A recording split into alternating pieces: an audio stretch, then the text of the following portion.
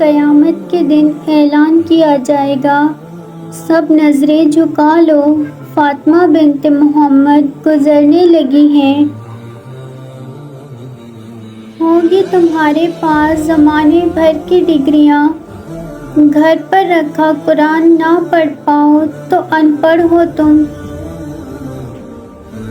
حیا اور وفات جس عورت میں ہو، اس عورت سے بڑھ کر کوئی عورت خوبصورت ہو ہی نہیں سکتی۔ ہو سکتا ہے آپ ستاروں پر نظر جمائے بیٹھے ہوں اور اللہ پاک نے آپ کے لیے چاند چن رکھا ہو۔ شہنشاہی نہیں فقیری دے مولا، ہم نے دنیا پر نہیں دلوں پر راج کرنا ہے۔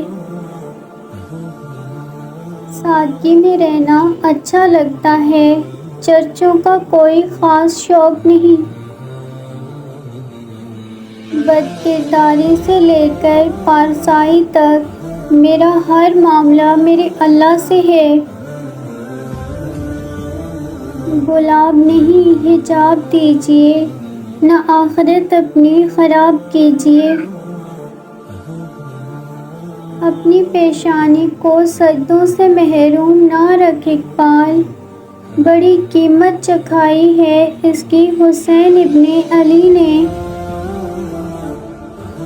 نہ جانے کیا راز چھپا ہے سجدوں میں، انسان جتنا جھکتا ہے اتنا ہی کامیاب ہوتا ہے۔ غلام ہوں اپنے گھر کی تہذیب کی، ورنہ میں لوگوں کو ان کی اوقات دکھانے کا ہنر رکھتی ہوں۔ مجھے فرق نہیں پڑتا یہ دنیا مجھے کیا کہتی ہے، میں اچھی بیٹی ہوں یہ مجھے میری ماں کہتی ہے۔ میں حقیقتوں کی تسبیح بچپن سے پڑھ رہی ہوں، مجھے خود سے بھی نہیں، مجھے تجھ سے کیا توقع۔ اب تھک چکی ہوں میں دنیا کے اس کھیل سے، اب تیرے در پہ آ کر رونا چاہتی ہوں۔ بچپن کی خوبصورت یاد، پہلا کلمہ طیب، طیب معنی پاک۔